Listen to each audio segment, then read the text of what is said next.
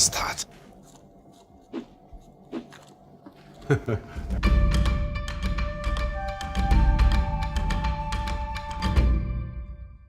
My name is Yasuda. This is the Yasuda restaurant in Tokyo. Today I'm going to teach you how to eat sushi.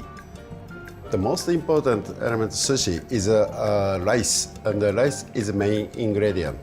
So people talk about the fish, but the fish, this is the second ingredient. Hi. Hey. Hi. Welcome to Sushi Bar. Thank you. So tonight I'm going to teach you how to eat sushi. Excellent. Yes.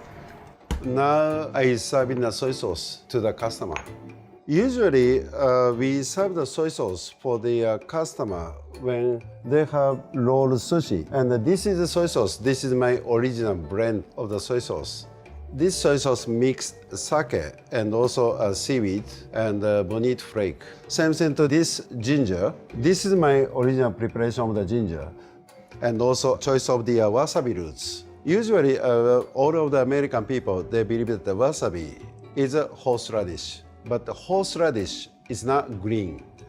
Wasabi, so this is native Japanese plant, native Japanese vegetable.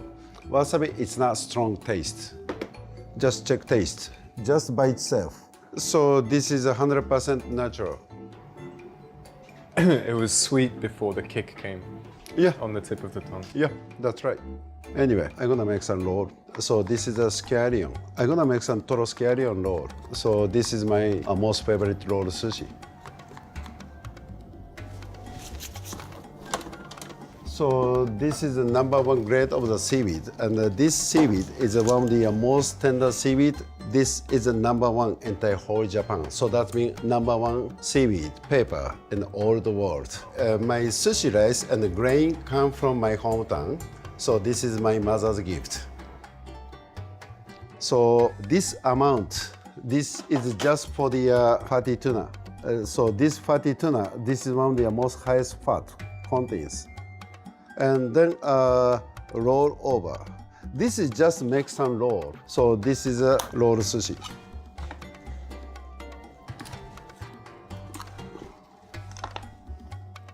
When you have some this seaweed roll, the seaweed, they stay in your mouth. There's no compare whichever any type of seaweed.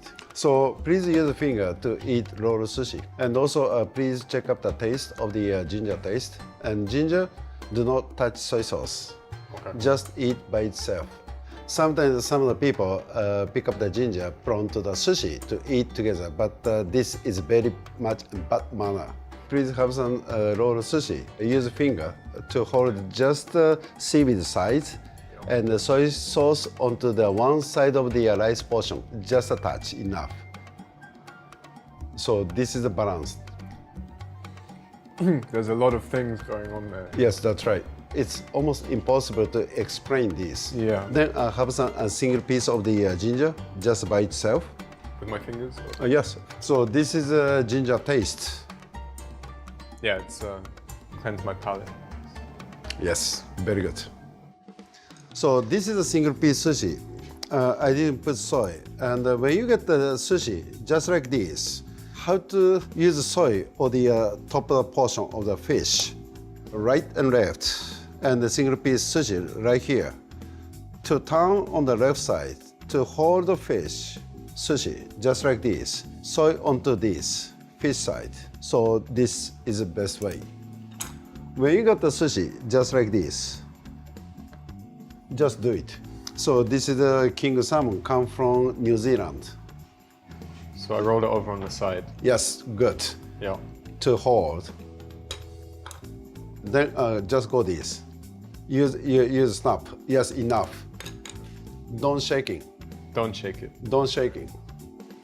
Shaking. So this is just for the men and go and finish at the men's room. Hi, hello. Next piece will be tuna. So this is my toro. Usually toro, there's a white stripe. I remove the white stripe. So this is a pure toro. otoro, so this is almost like 80% fat and looks white. So this is a high fat content of the tuna meat. So this is the amount of the wasabi. And also a different amount of the soy sauce. So this is the mean, melt in your mouth. So please try. So every taste can change taste of the otoro because of the rice temperature, and also this total temperature is so much difference.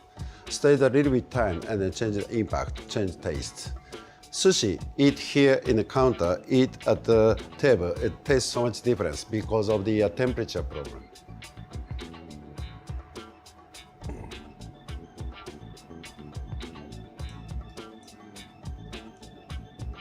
It's really juicy.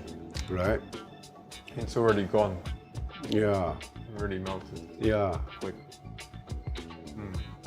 Not bad. not bad. Yeah, Not bad thank you at very all. much. It is sweet. Yeah, like you. Thank you. New York.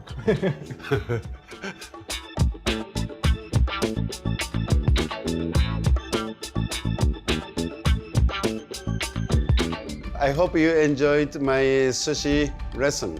So if you want to learn a little bit more, so click link below.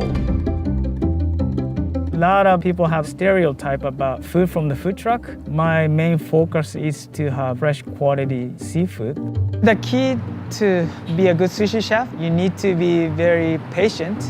What I like about street food is that there's no rules. I could be creative as I can, always thinking about the next level of sushi. アメリカで寿司シェフするのはすごく楽しいと思います。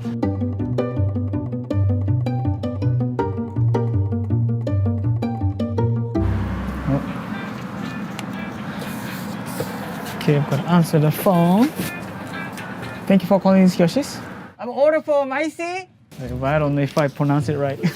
My name is Yoshimasa. My business name is called Yoshi's. So I have been making sushi for over 20 years now. When it comes to sushi, I need to make sure that everything is super clean because I serve raw fish. So I always take time, extra care. The whole concept is to serve restaurant quality sushi from the food truck. The menu that I serve here is including a lot of traditional rolls, spicy tuna, California rolls, salmon avocado rolls. The specialties of my business included the sea scallop. So I have 2 orders of scallop.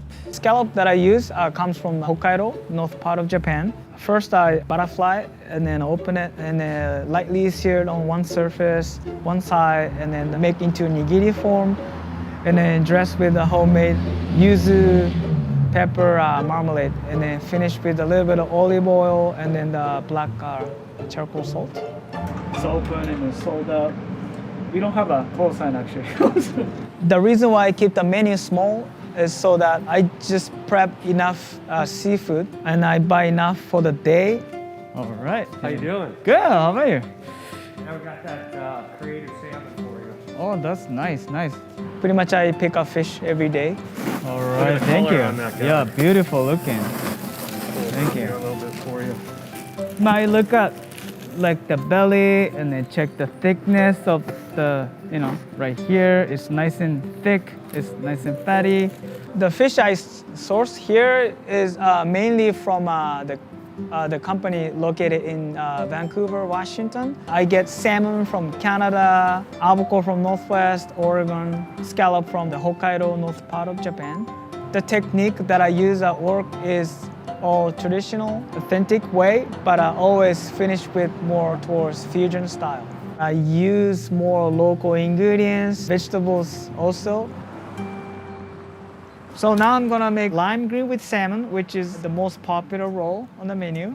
Lime green roll has sesame spinach, cucumbers, roasted pepper, and then avocado on top. And then you can add salmon if you like, but top with ginger miso and the microgreens. I think call myself as a chef flexible. I'm not stubborn when it comes to food. I'm always willing to learn, always willing to try something new. My background's so different from any other chef that I'm always open to new techniques. Knife I'm using, this is the knife that my dad gave me when I was 18. 24 years ago. Like every time I use this knife, which I use every day, and reminds me of good memories in my hometown. I was born in Tokyo, Japan. So I have been making sushi for over 20 years now. My dad has been doing his business as a sushi chef for over 50 years. So when I was growing up, I never asked my dad how to make sushi. There's always something there that never made me interested. So after I graduated from high school, I decided to move to States and then just learn English. I just wanted to move out of my hometown and see a different world. First city I moved in is called Ashland in Oregon. So I picked a city so that I forced myself to speak English every day. There you go. Have a good day. I'm gonna make the tamago, which is an egg omelet. So Japanese style omelet got bonito dashi broth and the sugar and then the cooking sake and mirin. I used to live in a dormitory. There was a cafeteria and then they have nothing but just hot dog, hamburgers. I love eating those food, but not every single day. So I got tired of eating same food and ended up just cooking for my own. So my mom sent me cooking books and then just learn. If you're in a bad mood or if you're in a hurry, I don't know why, but always it reflects to this type of work. So you can't make perfect tamago unless you're not feeling perfect. After 10 months living in Ashland, I decided to move to Santa Barbara. I needed a job, so I found one Japanese restaurant. And then that was the most popular restaurant in town. So if I worked in a restaurant, why not I picked the best restaurant in town? I lived in Santa Barbara for 4 years, but I wanted to challenge myself, learn something more. So I decided to move to Los Angeles and then ended up working in a Japanese restaurant. So I met my wife, she was a server, I was a sushi chef. So it's a typical story, but that's when we started dating. Basically, I'm making layers of tamago. So it's the same process. It looks a lot easier than you think. So when you do it, it's actually very, very hard. A lot of people say if you don't know how to make good tamago, you're not a good chef. So after I learned more skills from other chefs in Los Angeles, I became more interested. So I decided to just do this job for my living. Now I'm here in Portland, Oregon. All right. Arigato, thank you. So the community here is smaller than big cities, but there's always a strong community that everyone cares each other. I always feel like very strong connections between myself to the area, which I really love. This is the one guest that brought me all this stuff. Stamps and everything. Like this, the Pikachu, all those. The first time we came, my wife suggested summertime, so it was beautiful, not too hot. First year I moved, 2014, just rained so much, it rained. So basically, she tricked me. So this is a salmon I just picked up at Cascade Organic. I don't think a customer realized how much work before sushi is formed. I'll say just making food is the last 10% of the work, so 90% I think is all prep work. After I moved to Poland, I only worked one place. It's called Bamboo Sushi. So I started as a sushi chef. I got promoted to be like a manager. Basically what I did was make the training manuals and hiring chefs. Then I realized myself that for 1 year, I didn't even use my knife. I just missed using knives. So this one I use to cut the little bigger fish like salmon. And then this is the sashimi knife I use. I asked my boss to demote me, so I became just a sushi chef. When I said that to my boss, he was very surprised that he thought I was out of mind or something. I was very happy that I made that decision. So without making that decision, I don't think I'm here now. It is a lot of work, a lot of time involved, but I think it's very rewarding work. And yeah, I love my job. So I worked in bamboo for almost 5 years. Once it hits fourth year, I started thinking about doing my own business. And then I started looking for options or like choices what I could do. So, but you know, opening a restaurant is a lot of money involved. So I came up with the concept that why not I serving sushi from the food truck. I've ordered for Cody, I've ordered for Kathy, and the wait is Maxine. So owning a food truck is a lot of work involved. Not only you need to be a chef, you have to deal with the cashier, you do all the cleaning, you do all the prepping. All right, thank you. So see you at 5 o'clock tonight. I started February 2019. I had nothing else to do but watching YouTube and Netflix. We watched like 4 episodes a day. That's how slow it was. Even the first month was slow, but it was just too soon to judge if I should quit or not. So I was gonna wait at least a year till my business picks up. Yeah, I just kept working hard. Eater Portland wrote me an article about my business. That's when I became busy. Oh, 5 o'clock tonight? Okay. Would you like to hear specials or you know what you like? 2 seaweed salad, and then 1 the special classic roll. Good. And now you can always call ahead, place an order. Are you in a hurry or? No. We have some big orders. Okay, that's fine. Yeah? Yeah. Are you open? We're sold out for lunch. Oh, you're sold out Yeah. for lunch. And Okay. we'll be back open at 4 o'clock for dinner. Oh, okay. All right, thank you. Doing my own business, I work average it's like 12 hours to 14 hours a day. But every time I receive good feedback from people, I was tired before, but as soon as I hear that my hard work paid off, yeah, makes me happy. まあ日本のことわざで板前は口八丁手二丁。まあ多分日本のお客様は板前に惚れて通ってくるって感じなんで、多分アメリカ人のお客さんも多分そうじゃないですかね。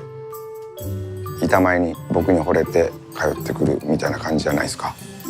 ウニ、わさび、ディップザソイソース。エンジョイ。寿司のうまさは魚じゃねえ。握る男の息の良さ。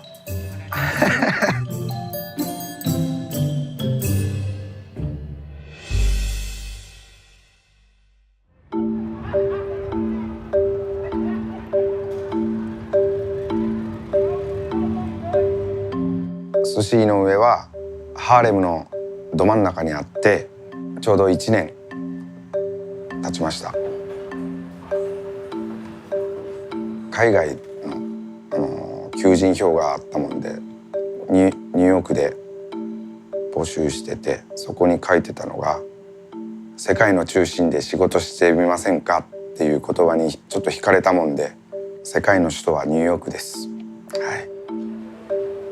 メイン州のバフンウニと北海道のバフンウニを食べ比べて、はい、クリーミーでしょ。The first day we opened the restaurant, Sushi Inoue, was July 25th, 2015. At the time that came here, there wasn't any Japanese restaurants around. We have a vision to bring the authentic Japanese food to Harlem.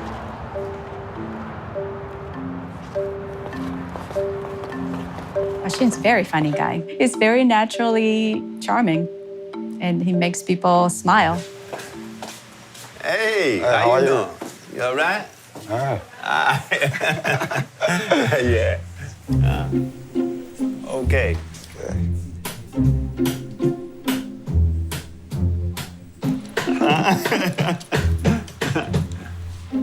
Don't be scared. ここではお店始めてですからちょうど1年ぐらいですね。はい。私の好きなヘアカットはスカッとしたヘアカットが好きです。You like a high top fade. He changes up every now and then, maybe every 6 months. I'm gonna come down and eat one day. I heard you're a good cook. All right. Got shrimp, right? Yeah. All right. 20 years ago, a Japanese restaurant would have been, hey, outrageous. Everything's changed. New buildings, young generation, different generations, different ideas. What do you think about raw fish? No. Now I gotta draw a line somewhere. I ain't ready for the raw fish. とりあえず食べてみろと。はい。メニューはおまかせスタイルなんですけど、おまかせのアペタイザーは1ヶ月ごとに変わるんですけど、おまかせの刺身と寿司は毎日変えてます。まあ仕入れによって変わってきます。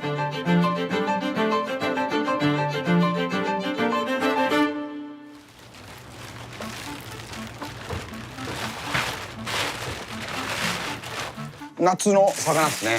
旬のやつだけですね。これは島味。寿司ネタに例えるなら島味ですね。なぜならば島味は白身の王様だから。だから美味しい美味しいからですね。朝は魚の配達の関係で火曜日から金曜日までは9時半に入って12時頃帰ってますね。デートする時間ないじゃないですか。マグロが恋人です。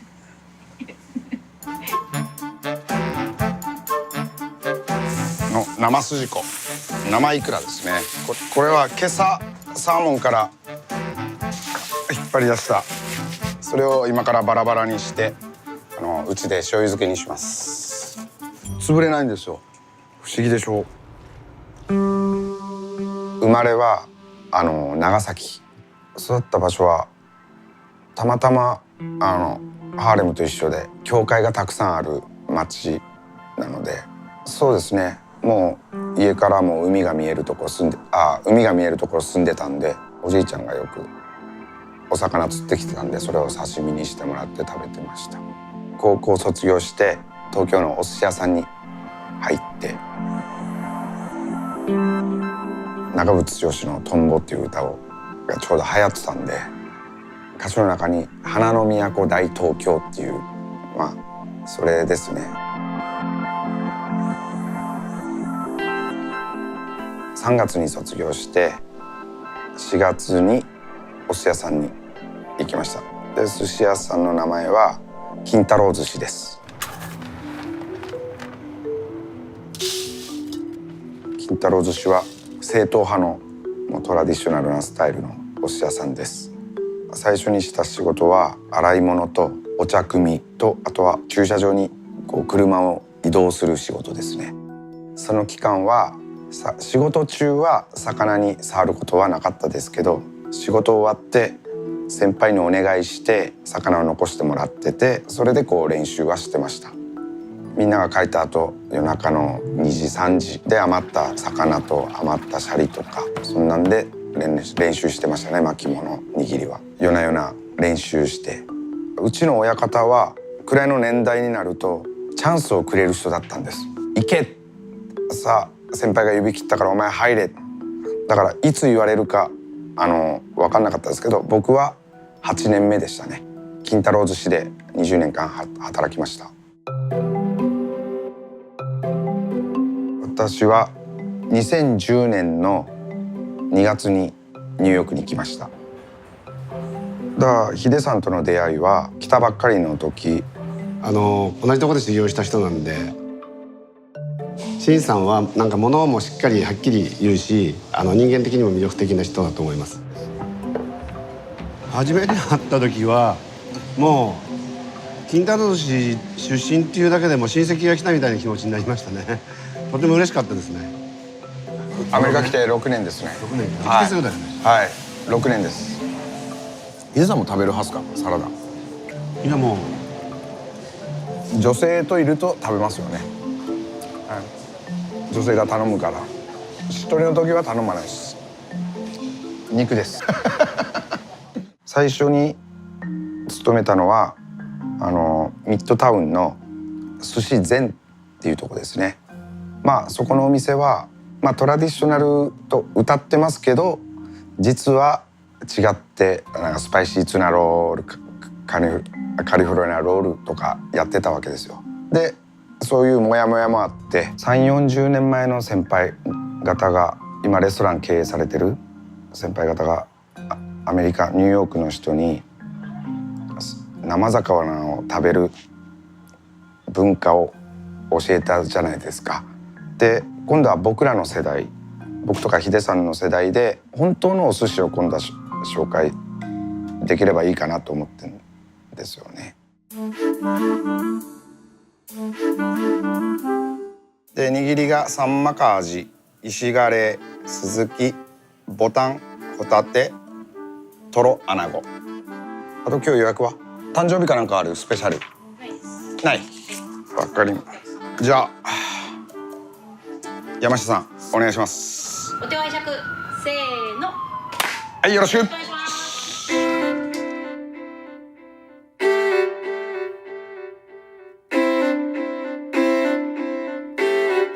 I think what convinced me to work with him was when he told me that he's not doing anything extraordinary, but he wants to consistently be ordinary. これ自慢でもなんでもないんですけど、今アメリカに多分いる板前の中で20年日本で修行した寿司職人っていうのは僕だけだと思います。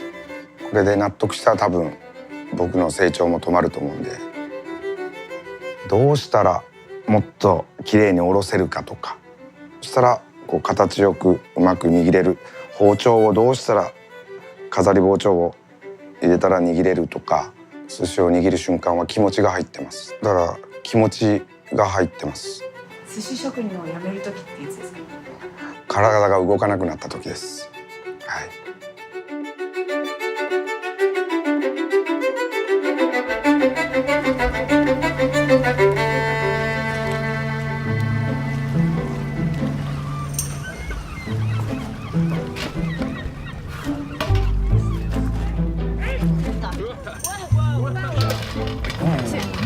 These Asian shore crabs are a really great example of what an invasive species is, which is that they're incredibly durable. This survives winters, this survives super hot weather at the same time. The resilience of these crabs allow them to outlast a lot of different species in different habitats. And not only that, they're incredibly voracious. Right there. Not that one, not that one. Ow! Oh, right here. Got one right here. They'll eat the larvae of clams and oysters and other shellfish that are native to this area. Oh, shoot. You got it, dude. Got it. Ow! So it makes sense for us to be eating these things or taking them out of the ecosystem. So we're cooking all this up. This is our dinner tonight.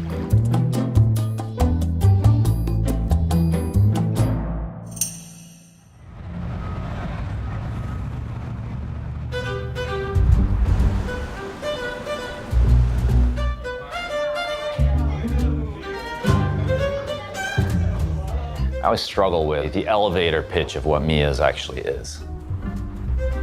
Mia's can be sliced in so many different ways. You can look at it as a plant-based restaurant. You can look at it as a restaurant that focuses on seafood that's sustainable. Everything that we're doing is connected to our passion for nature. Mia itself means temple in Japanese, so much of the work that we do, not necessarily for me in a religious sense, but more in a spiritual sense, is a sacred place. These are all wild plants that we have over here. So we've got something called dockweed. My mom grew up with this plant over here in Japan called lamb's quarters. It's got a really nutty flavor. I'm always trying to challenge myself and learn new things and new approaches to eating. I think the application may be pretty novel in what we're doing, but the reality is that grandmothers the world over has been doing this forever and ever and ever. Voila, wild plant sushi. And the biggest challenge to me as someone who cooks is to make food that people aren't used to, something that they'd like to eat. That's not necessarily an easy thing to do. We've got a piece of invasive Kentucky Asian carp.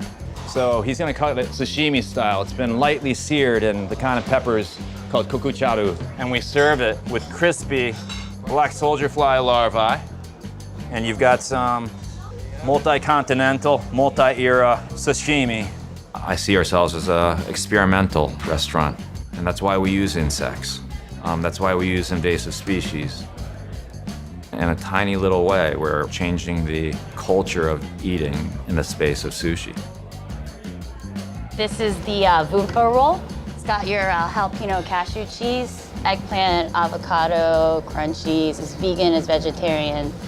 This is sweet potato, pine nuts, and mango chutney called the Kiss a Smiling Piggy roll. Also really popular. I did not come up with the name. My creative brother did. My mom started the first traditional sushi restaurant in New Haven a little more than a decade ago. My brother, who's been in the business pretty much the whole time, he was very much a pioneer from the sustainability movement. So we became the first sustainable sushi restaurant in the world. We had to actually start eliminating a lot of the key things from the menu. So redfin tuna, things that are harmful to the ocean. Just being more mindful, and that's where we end up serving invasive species.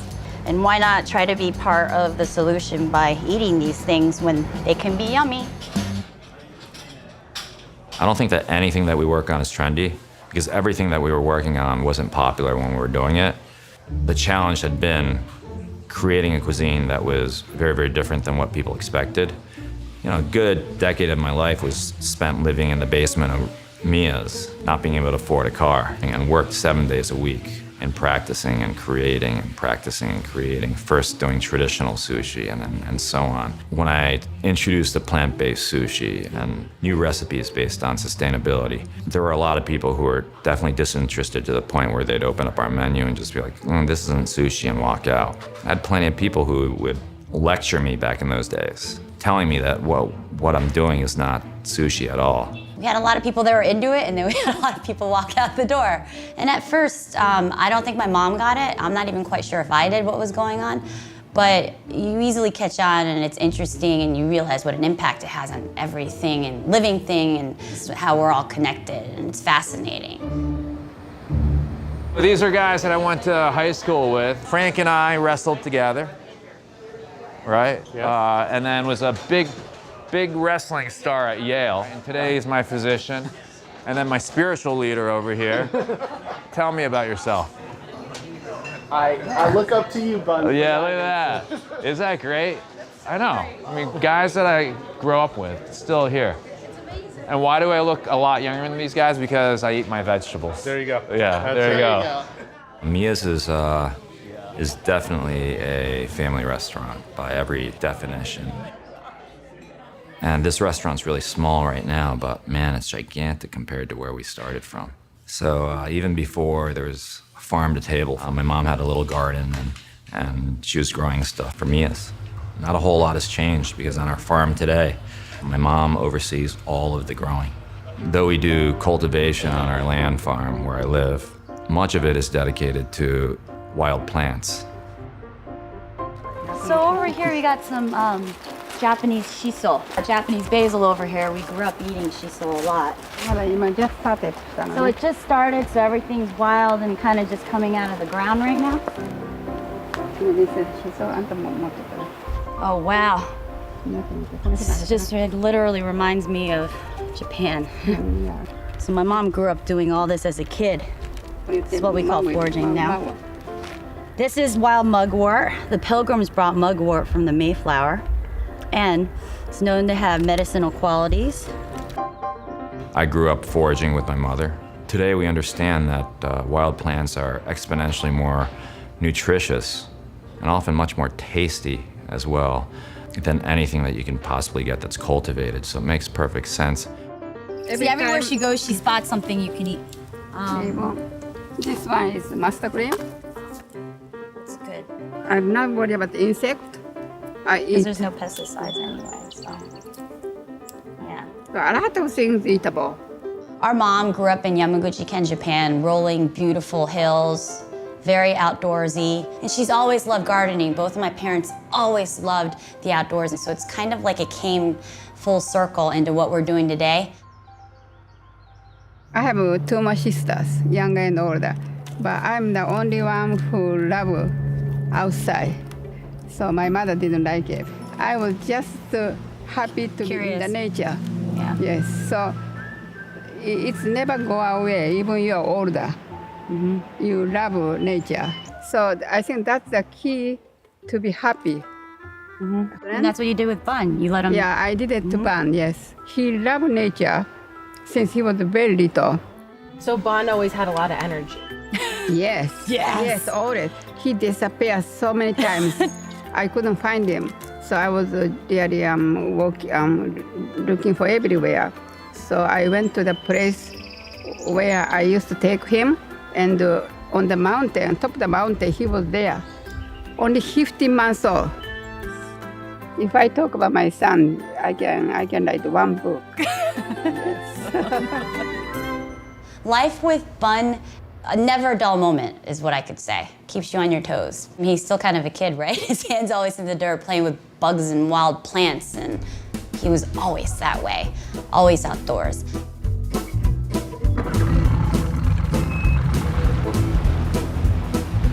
We're going down Brantford River, which is connected to the Thimble Islands, which is the most treacherous part of this area for boats, because there's so many underwater craggy rocks to hit. And I've hit a bunch of rocks over the years, but I'm pretty sure I know where most of them are right now. And it turns out where these rocks are also some of the best places to go dive for seaweed for us to eat. I haven't been boating for all that long. The reality is that when I was growing up, I couldn't afford a yacht like this. Look how far you've come. Look at that, man. I couldn't believe it. Couldn't believe it. Best investment I've ever had. I love boating culture, too. Look, you just wave, and everyone's so nice. Look at that. Yeah, look at that. Yeah, you know what that guy's thinking? He's like, you little serfs, you know?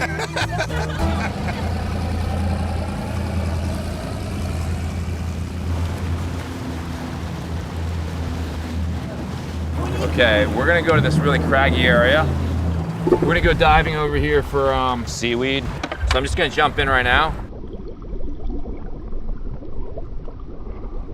Right over here is a non-native wakame seaweed. It's from Japan. Sea vegetables are more nutritious than most land vegetables because there's so many nutrients in ocean water, but it's also easy to be contaminated. And that's why we're not collecting this from the shore, but around this little rock island.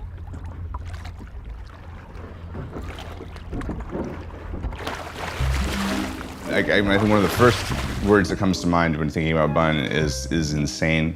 He's pretty crazy.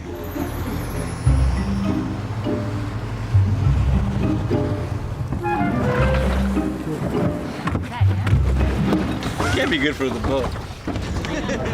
This is such a Bun maneuver. Like anchor up while just constantly getting buffeted into rocks and be like, it's fine. But if I think about it more, I would say that Bun is primarily generous. He's one of the most generous people that I've ever known. Ahoy! You guys want to race? They would beat us, actually. They would totally beat us.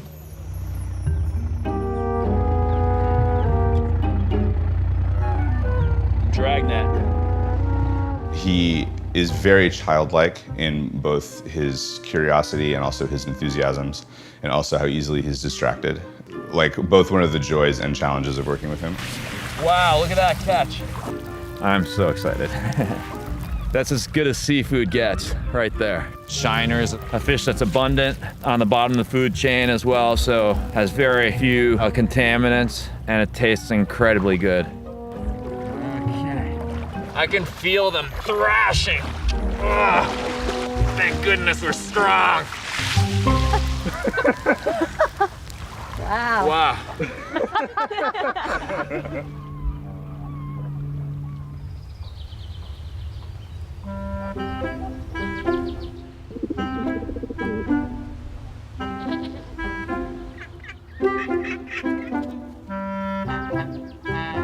Hey, Patty. Hey, buddy. Okay, here you go, Patty. Patty doesn't like weeds. Tonight, what's happening tonight at the house? We're gonna have a party, but it's not your usual barbecue that most people have. The cool thing that we're gonna do is have everyone experience something that they haven't had before, which is weeds. My family ended up in New Haven because my father's first job after he finished his doctorate was here at Yale University. So I grew up in laboratories. What I learned from my father was that whatever we did with our lives, it was important to do something that would have some sort of benefit beyond your career or making money or getting famous. What I learned from my mother was that it wasn't enough to make tasty food, beautiful food. It had to be accessible food too. Weeds are hardier than cultivated plants. It makes sense to keep these weeds and eat those along with whatever you're going to be cultivating, and that's the idea. I'm not against farming, and I'm not saying people should go out and eat just wild, but I'm saying, well, there's 5 billion pounds of pesticide that go into the ground every year. Why not stop that and figure out ways of integrating other species that coexist along with whatever we're planting? Yeah, we've got a bunch of baskets. Can you carry all the machetes, actually? Super psyched that you guys are here. You guys are some of the most amazing people that I do know. So while you are here, please do not be shy. Reach out, make new friends, because ultimately, everything that you do with food is, and it's gonna sound corny, but it's about people. We're gonna do some cool stuff with food today. Hopefully you get to experience an approach to eating that you haven't experienced before. Amias has evolved over the years, and that's really through collaboration with the community. And not just the community of New Haven, but people we work with from all around the world. Let's cut a few of these things to bring, all right? So the ones that cut are the leafy ones, all right? And stay away from each other. Nobody who ever creates anything of any importance ever does it without the help and inspiration of others.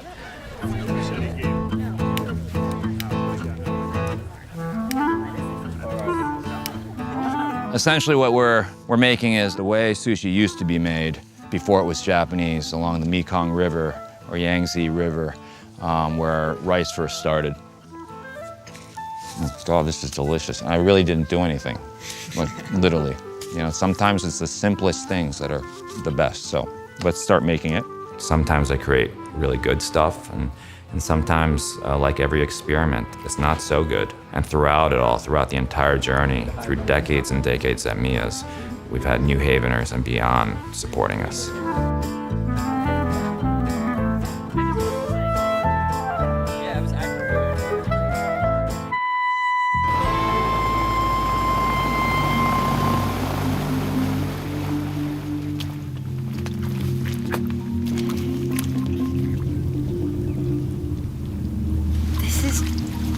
Quite extraordinary. I feel like this is an extraterrestrial terrain. God, I don't know how you can stand this cold. Ooh! Careful! I feel like we should run back.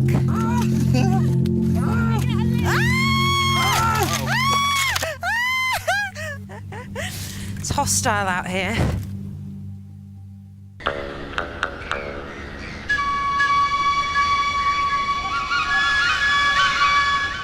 So far, I've spent most of my time in West and South Wales. We can't leave without seeing what's cooking up north, especially because this is where I'm going to get my first taste of Welsh fusion food. This area of Wales is actually really popular with Japanese tourists. So much so that the Japanese Tourist Board has named it one of the most beautiful places to visit in Europe. And it's actually the only place in the UK that made it onto that list.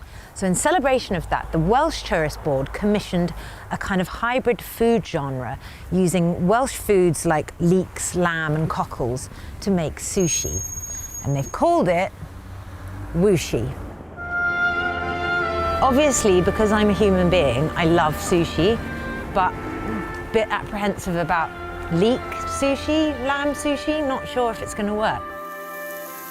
It's amazing because normally when people cook Welsh lamb, it's like a big cut of meat or bigger chunks. But have you developed a taste for it since you moved here?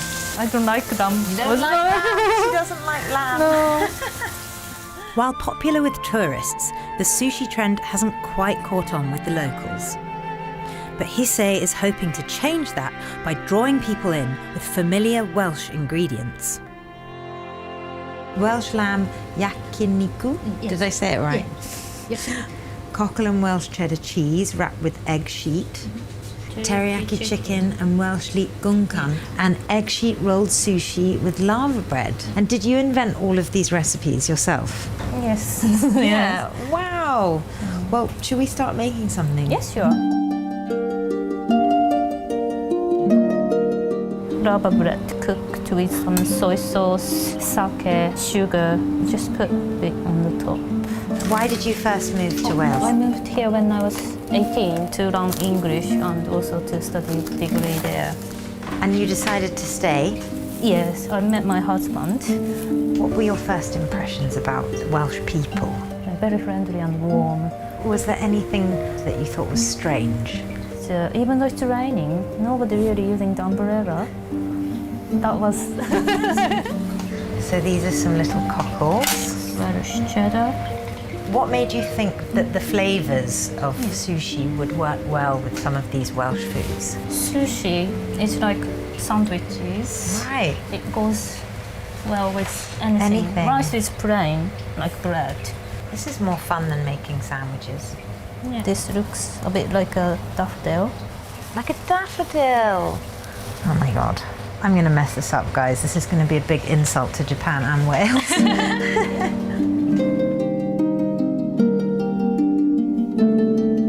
This is so excellent to be cooked wushi by a Japanese chef in the north of Wales. So we've got Welsh cockles and Welsh cheddar. Yes. Wrapped up to look like a daffodil. Yes. My mouth's too small.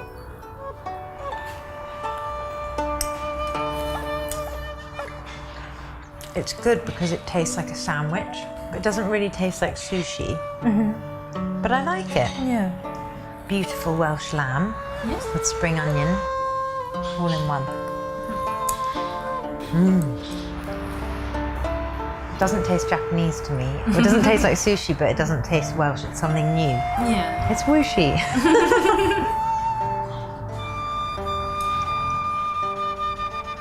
Kind of tastes like bread and butter. Mayonnaise, chicken teriyaki, leek, and cucumber.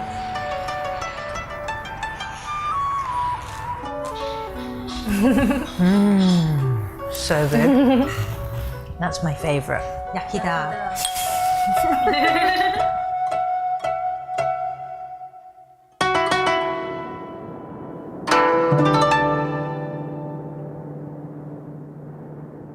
Lamb wushi was a bit of a tease and didn't quite do justice to Welsh lamb's distinguished reputation.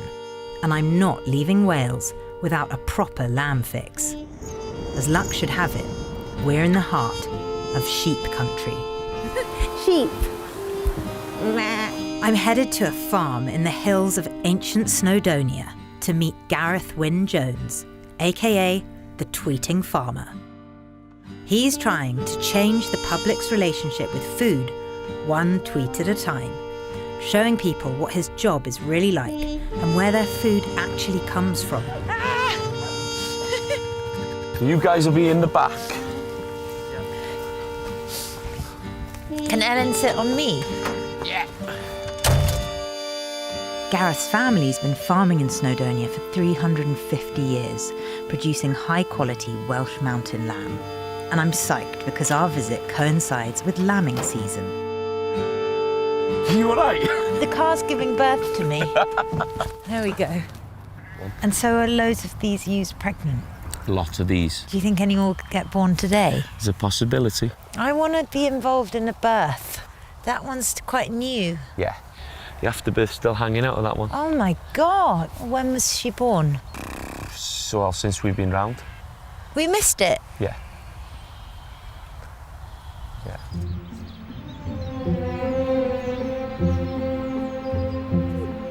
At this time of year, this field becomes one giant maternity ward.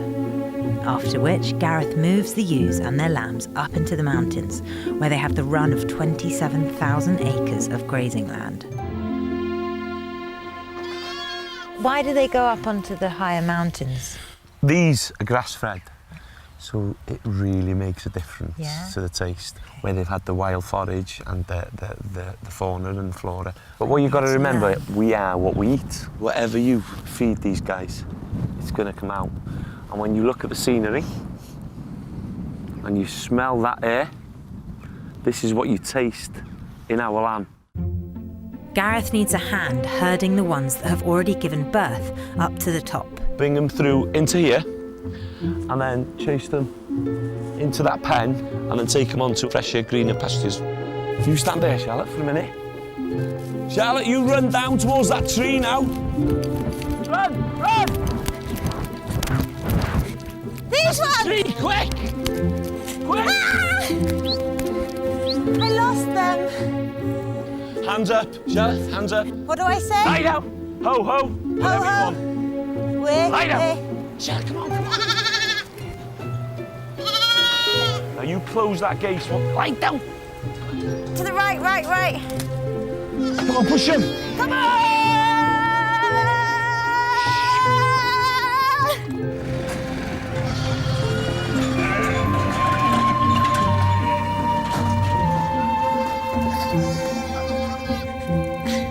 Brilliant. Chill time now for them. While we wait for another birth to happen, Gareth invites me inside for a lamb supper. This is Welsh lamb from the mountain. More, please. It's really sweet. Because of what they eat in the summer, the bilberries and the wild vegetation. Outrageously good. This is our little treat. Mushy peas and bread. Mushy pea roast lamb sandwich. Yeah.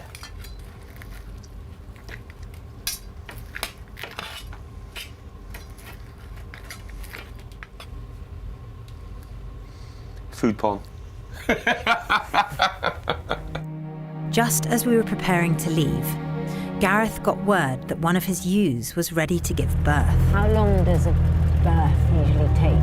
Depends. If it's straightforward, it could be half an hour to 3/4. But once you see it's in difficulty, you go in as quick as you can. He's had this ewe brought in from the fields because she needs help with her delivery.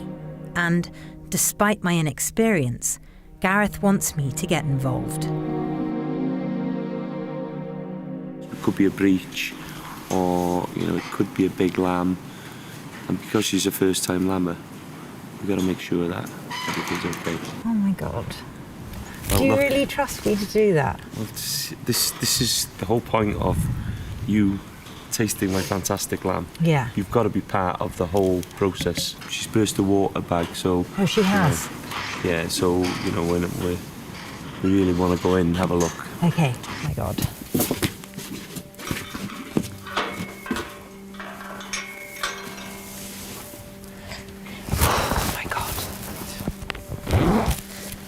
Put your fingers in now to see what you can feel. What am I looking for?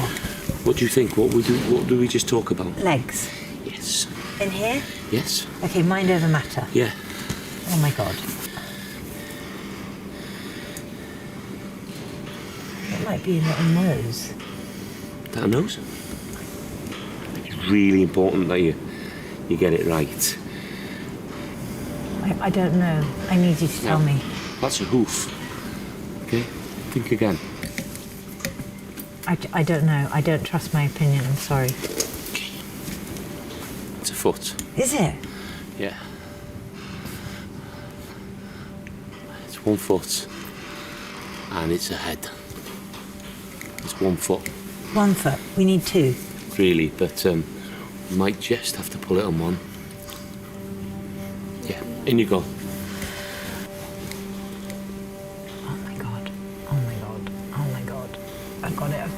Got lamb's hoof. I'll pull. Okay, there's its little foot coming out. I don't want to break its leg. Go on. Oh, look, there's its little mouth. Go on.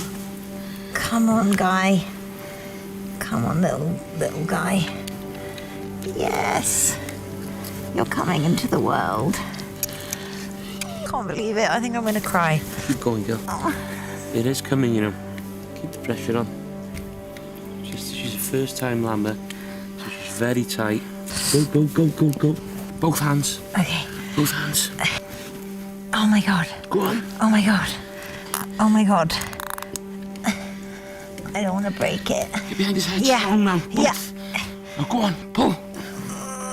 Pull. You've got to pull stronger. I'm trying. Pull. Yes. Pull. Yeah. Pull. Pull. Oh my God. Is it okay? Oh my God. Is it okay? Is it okay? Oh my God, please be okay. Please be okay. Please be okay. We need to get the fluid out of it. Please be okay. Slowly. Slowly.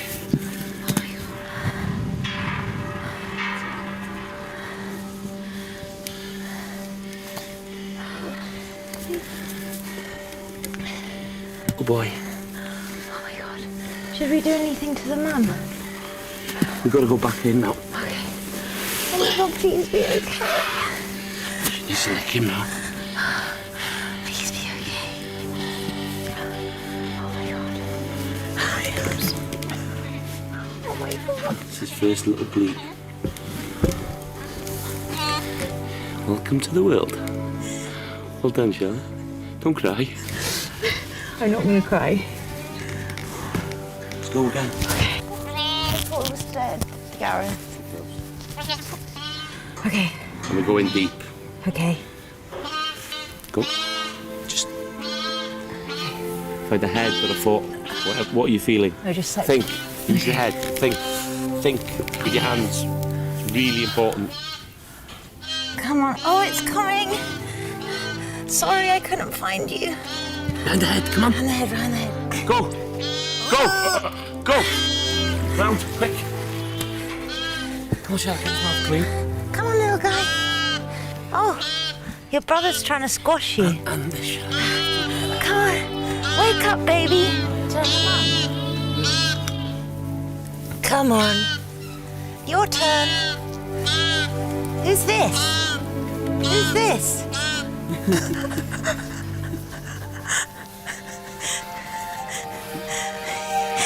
That boy is on his feet and going for a drink now. That makes me think, like, human babies are so pathetic. We can't stand up for 2 years.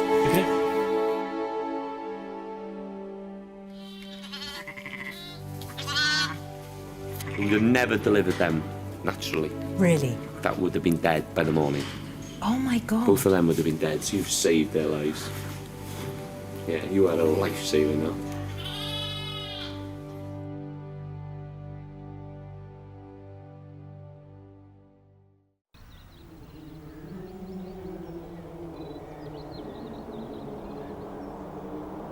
I had no idea that Wales was holding things like this, keeping them from me. I came to Wales to try and learn about the place through its food culture, but I did not expect to end up catching feelings about it. There's a hell of a lot more going on among these bucolic hills than I ever imagined. Sweet baby Jesus in a manger. Wales just hasn't been thrust into the spotlight in the same way as its neighbours, Ireland and Scotland. So why has it been so overlooked? That's filthily good. The people I've met here have a passion for their food, but a complete lack of pretension. They let the food do the talking. Outrageously good. OMG. Maybe that's why Wales has managed to slip through the net. I'm just honoured to be in on the secret. Wales, you're full of surprises.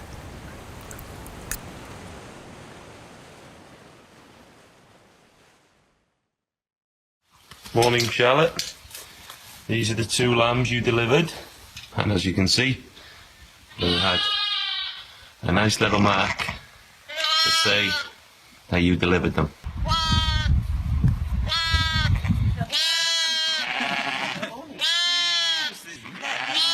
Babies.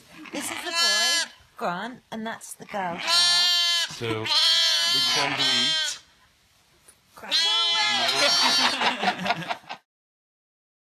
the skill set, like a sushi chef, right? This idea of being a sushi chef. You know, end of the day, a sushi chef is so many things, but it always comes back to the guest. The guest is there in front of you. Without them, you have no job. And in Japan, the respect from the guest is huge. It's because you have this training to where you're trying to create the ultimate dining experience for this guest in front of you based on their personal likes, based on how their day went. You're supposed to get to know them and form these relationships. So sushi chefs aren't just about fish or making sushi. Sushi chefs are about people, taking care of people. And that, in a nutshell, is why I fell in love with making sushi. You know, I met all the people in my life that changed my life because I was a sushi chef.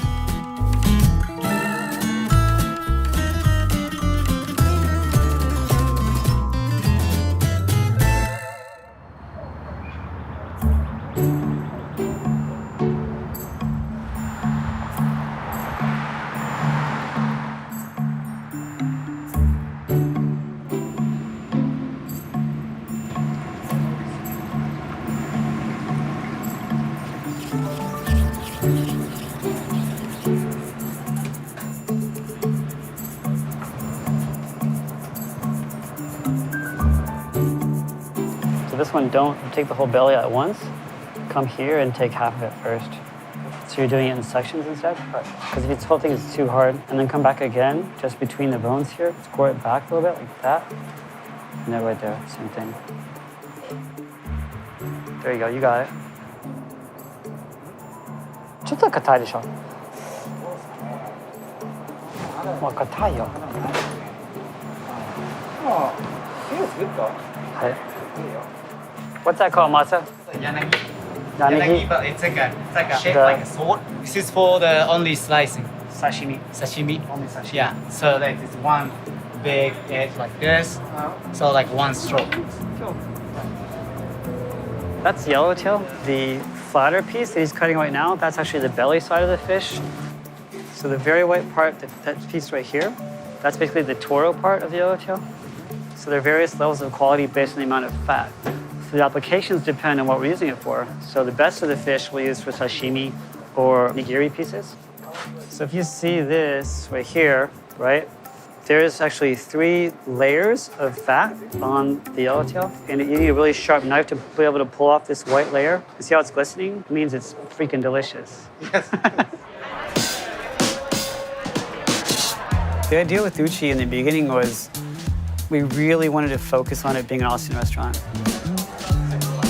We wanted it to be inviting to a point where you could come in sandals and shorts or all dressed up, whatever you wanted.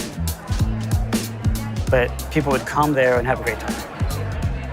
My dream for my first restaurant as a sushi restaurant was a house, because that's how it is in Japan. It's very about the hospitality, very comfortable. Well, lo and behold, this was a 1920s bungalow. Uchi, the word itself means home or house. And I like the way it sounds. I like the curvature of the letters. It's very feminine, very becoming. So everything just is perfect fit. Next dish, Tasmanian sea trout with kaffir lime and Japanese ginger. A lot of sushi places, they have just the sushi chef themselves makes everything. I have it more broken down in a system that I learned from my last sensei. And it's more like a Henry Ford assembly line. So there are very specific stations for certain things. So in this case, this whole area here is just for rolls, for makimono. And then this guy is called Niban. He makes most of the sushi. And then the main guy over here, called Ichiban, he cuts all the fish for everything. And then the one facing over there is Zeroban. He does the cold tastings, composed raw dishes, and some sushi as well. The thing about Uchi is we are traditional, but we're going to bend the rules. We're going to take that idea and apply it to new formats. Take this structure of what's Japanese, we're going to base it on seasonality, but end of the day, what matters most is that bite of food the guest has. Whether it's local or from the other side of the planet, all I want is the best possible product that we can get.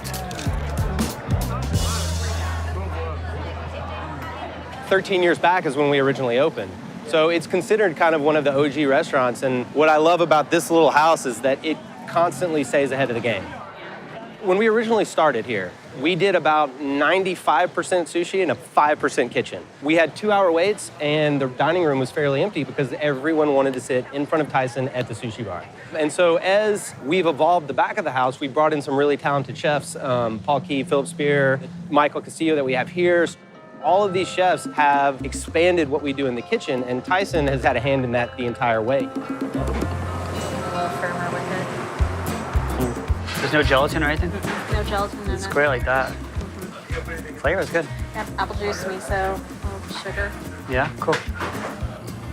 Every time I went to a Japanese restaurant, especially a sushi restaurant, it was always like the sushi was in the foreground and the rest of the menu was always secondary. But as a sushi chef, trying to make these perfect meals and perfect bites of food, I always dreamed of partnering with a chef that made great kitchen food so we could work as a team. If the kitchen food was as good or better than the sushi I already knew how to make, well, then we'd have something. Our menus are 2 menus every day, a core menu that's permanent, and a deli menu, seasonal menu that changes every day. So there's always something new, always something fun, always something exciting. And we try to integrate the talent in that conversation where they're always working on new dishes, on new items, on pushing the boundaries, raising the bar. Do a lot of pasta here? More than you would think for a sushi restaurant, for sure. For the specials, we do a lot of stuff. It's more for us to have fun with, like something we normally wouldn't do. It's hard to find that balance of like doing what you want to do and then doing what the people want. We got a couple of farmers and one lady who forages some stuff for us, so we try to use their product like really fast, because it comes in, like we can only have it for 2 days, but then we also have to like make it fit into what we do on a regular basis. Malabar spinach blossoms, these things are trippy, so that's probably gonna go with the snail dish that we're gonna put out today. And then dianthus flowers, we actually take these, and you can eat them whole, but we separate the leaves off. They garnish our desserts because they're super mild in flavor, but they're just so beautiful on the plate.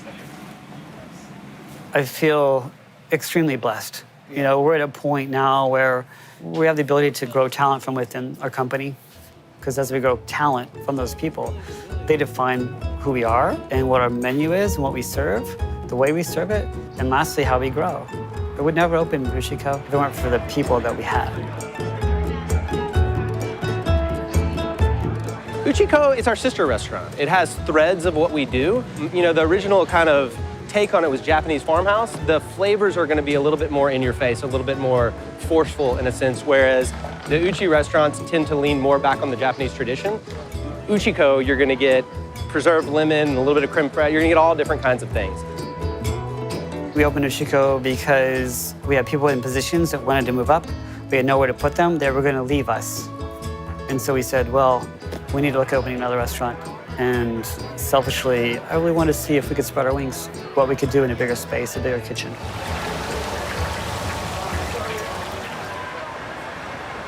I've never trained formally as a sushi chef. No, I started off here as the tempura cook 5.5 years ago. I had heard about Uchi just kind of word of mouth, and I actually thought Uchi was like an art studio or something. I've lived in Austin my whole life, so I used to drive by it, and I didn't really know what it was. And then I started hearing through word of mouth what it was, so I decided that I was gonna go stage, and it just blew my mind. I loved everything about it. It was just incredible. I didn't know that food could taste that way, could look that way. There's so much thought and care.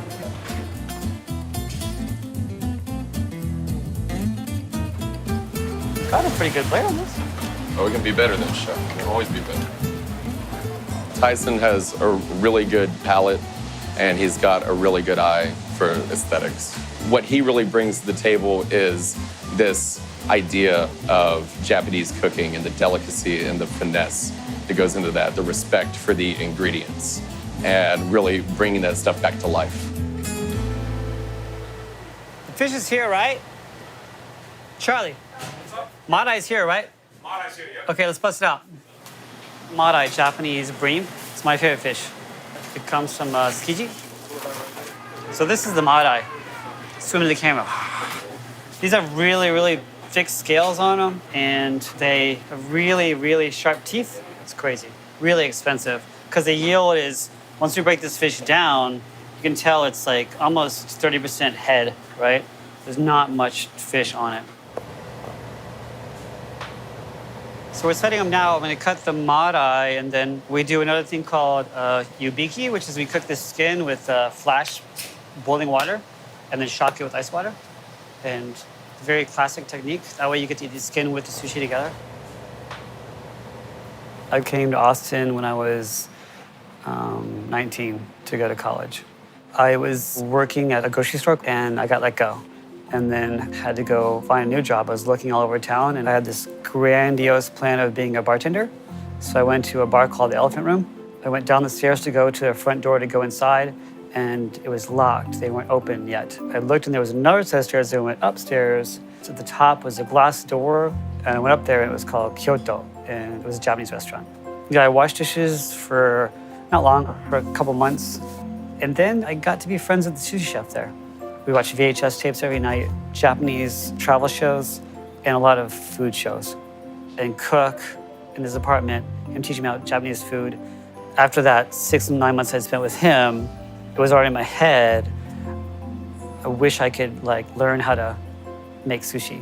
And so I asked the owners, can I make sushi? Can I be a sushi chef here? They said, you can make sushi, but only if you do it in the kitchen where nobody can see you. They had 2 other chefs leave. They were desperate, and they said, can you please, how about this? Can you work lunch on the sushi bar? Tastes great. I really started to see myself becoming a sushi chef. And the more I did it, the better I wanted to become. Realized that if I was to go from that good to great conversation, I needed to do a few things. One, I needed better teachers. 2, I needed to work at a better place. And there was this word that I heard from some people. There was another Japanese restaurant in town called Musashino. They said, it's much better. You should go check it out. So I went there. Well, after I got done eating, I went up to the owner. You could tell he was the boss, the sensei there. I said, is there any way I could ever get a job here? He took this long pause. I'll never forget it. He goes, do you read or write Japanese? And I said, no, I don't. He goes, you can never get a job here. And so I went home and I literally cried. Less than a week later, I went to bed and it was like 2 a.m. and a person started banging on the window of my bedroom. Like, boosh, boosh, boosh, boosh. They went around to the front door, banging on the door. Well, I went on the door, looked through the keyhole, and it was these 3 Japanese guys, slightly intoxicated. And it was the same guy, the owner of that restaurant. And he walks in, they sit down, they all light up cigarettes, they got beers, I'm in my underwear.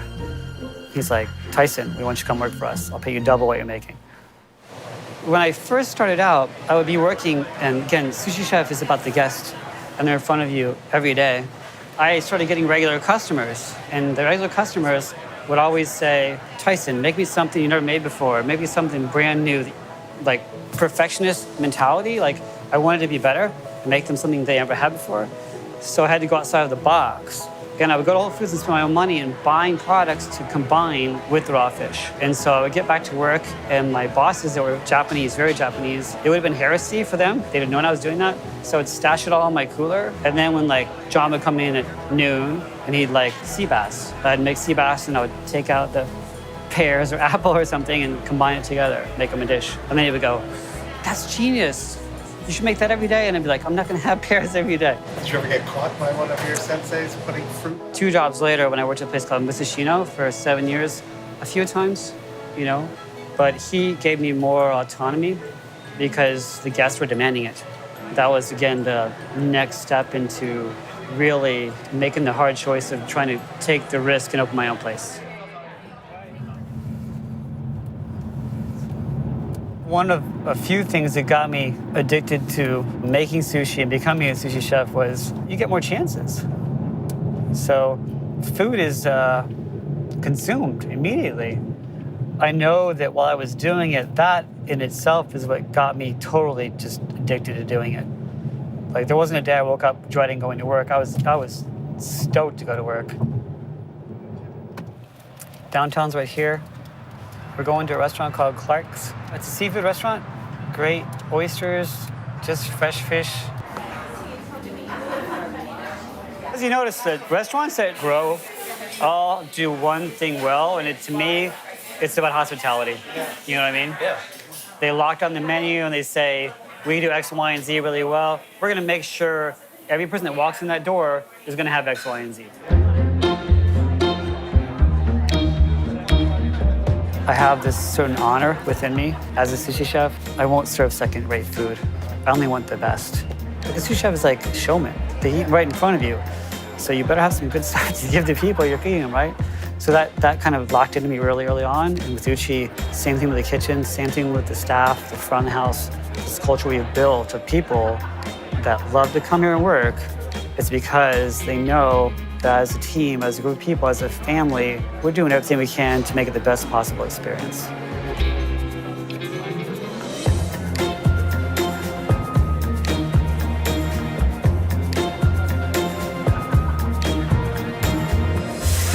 O sabor é muito bom, né? O sushi dele, a ostrazinha, tudo aqui é maravilhoso. Mas eu acho que por isso que faz tanto sucesso, né? É diferente do que a gente tem aqui pelo bairro. Então as pessoas vêm para conhecer, acabam gostando e começam a vir sempre. É uma alegria que você não tem como traduzir, só vindo aqui para sentir. O sushi dele é o mais falado no Rio de Janeiro. Todo mundo já conhece o Arnaldo. Arnaldo do Sushi.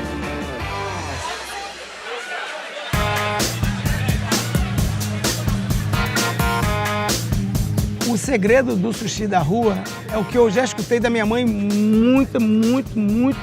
muitas vezes. Comida boa é comida fresca. Sushi Barcelos, aproveitando o nome, né, que é o Arnaldo Barcela, trabalho na feira há uns 42 anos.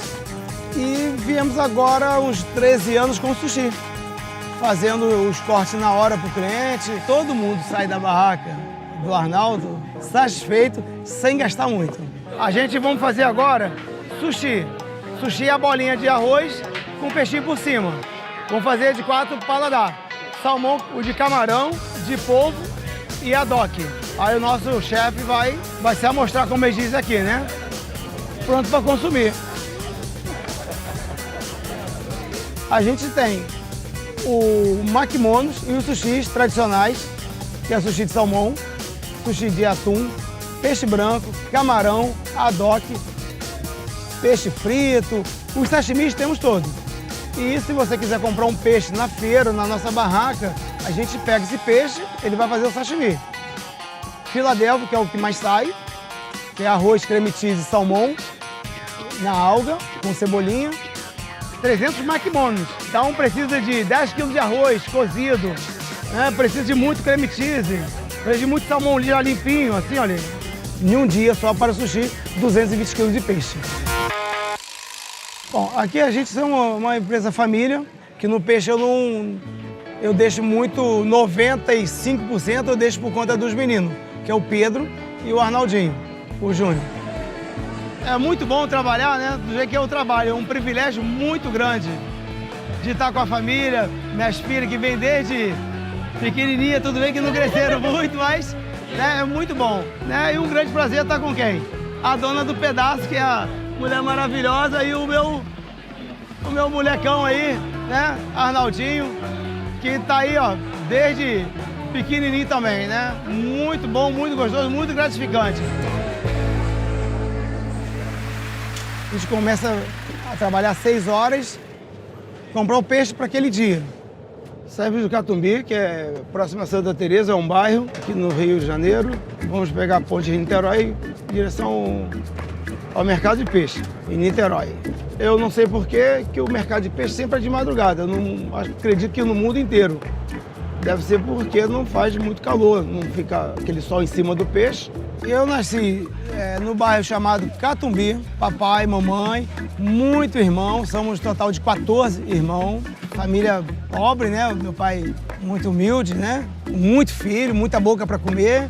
Eu estudei pouco, 3 vezes só que eu repeti a primeira série primária. Por esse motivo, né?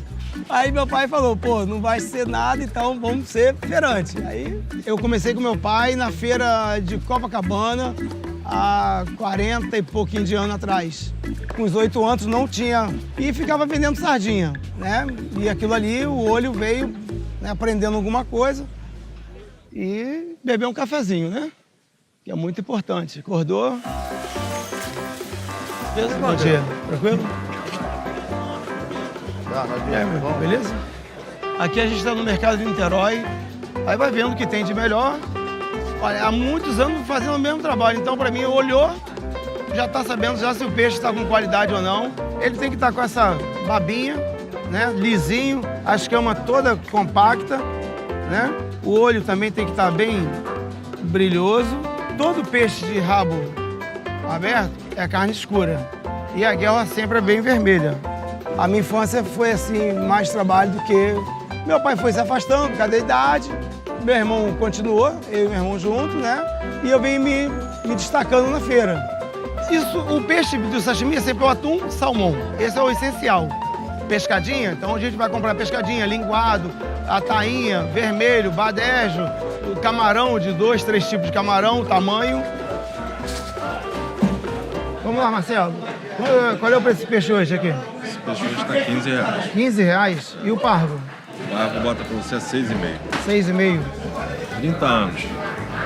Há 30 anos eu trabalho aqui. Eu conheci o Arnaldo aqui, comprando peixe aqui com a gente aqui, né?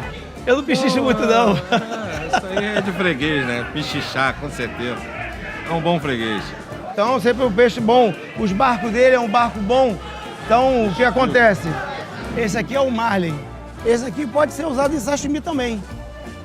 Esse aqui é o famoso cação. Esse aqui que é o peixe mais queridinho, né, para sashimi, que é o atum. Muita gente prefere, às vezes, a parte da barriga do peixe, né? Esse aqui deve ter uns 30 quilos. Tô velho, né? Quando era mais novo, legal. Olha aí. Esse aqui é o Júnior, meu filho, já comprou o que tinha que comprar, já carregou o caminhão. O horário já tá, o dia já tá clareando, ele vai pra feira agora.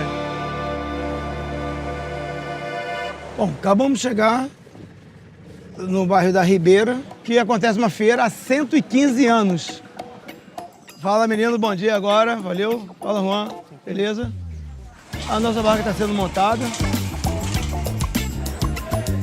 Aqui é a nossa barraca do peixe. De 12 anos pra cá que surgiu o sushi.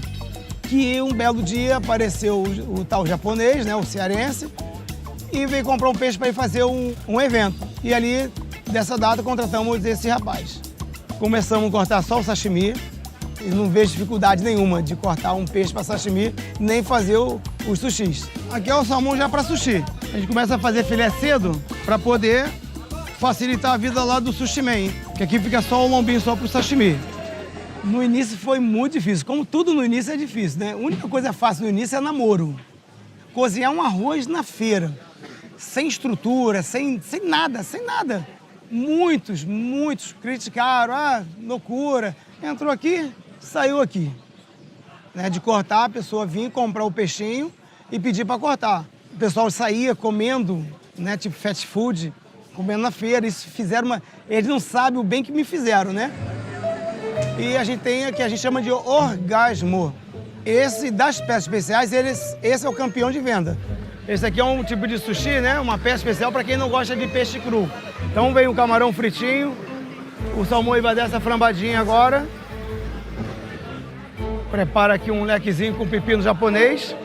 Na verdade, quem bota esse nome é minha mulher, né? Que ela é bagunceira, né? Ela gosta da brincadeira. Isso, por que orgasmo? Por que o nome é orgasmo, né? Que a pessoa come e fica Com certeza, a pessoa vem aqui para poder ter o orgasmo mesmo, né? Dona Anitta foi elogiada aqui com a perereca da Dona Anitta. Enfim, pegou, é a perereca que mais vende aqui no sushi. O sushi man ali, que é o Chicão, ele estava fazendo, achei muito bonito, aquela rodela de salmão. E eu disse, mas que lindo isso, Chicão, como é que chama? Ele disse, American Roll. Eu disse, Chicão, American Roll? As pessoas não vão pedir um negócio tão complicado, American Roll. Então, perereca. Eu só concordei. A ideia foi dele, mas a fama ficou pra mim. O nosso cliente aqui da Ilha do Governador tá aqui para relaxar, né? Trabalhou a semana toda, tá aqui, ó, no mundo da lua. Carioca adora essa coisa de feira, ele gosta de ir num restaurante chique, né? Com ar-condicionado, mas Acredito que se escolher, mesmo com sol escaldante, muito calor ou chuva, ele vem para cá. E eu já frequento essa feira há muito tempo com a minha família. Então, eu gosto dessa porção de Filadélfia, que foi o que eu pedi. E é diferente, assim, das outras comidas japonesas que tem aqui no bairro. Tudo fresco. Curte a cerveja artesanal, casada com um sushi, um bom churrasquinho, a feira, calor humano. A gente se sente aqui à vontade de estar participando. É muito gostoso, um ambiente agradável, familiar, é muito legal. E é o melhor peixe da Ilha do Governador, do Arnaldo. A minha vida toda sempre dediquei à feira a trabalhar com peixe, sempre, sempre. E o que me deixa muito emocionado, muito contente, né? Que eu consegui trazer os filhos, mulher, vem todo mundo, adora de paixão. Minha mulher mergulha fundo. E na feira com ele há 13 anos. Tudo começou muito pequeno e a gente, com muito carinho, dedicação e garra, esse amor todo que a gente tem pelo que a gente faz, a gente conseguiu fazer toda essa conquista. Não tem nem palavras para descrever do tanto que a gente gosta de estar aqui. Ó, esse aqui é o momento que a gente mais sente prazer em fazer e estar fazendo, entendeu? Atendendo o nosso pessoal, o nosso público. É o que a gente aprendeu a fazer, é o que ele me ensinou e é o que eu tô botando aqui, expondo aqui no momento aqui, nosso trabalho, a nossa arte.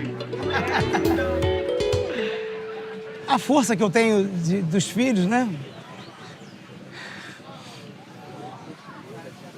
A minha mulher, ela me incentiva muito, sabe? Então isso me dá muito mais força, né? Muito mais vontade de vir. Abraço de família!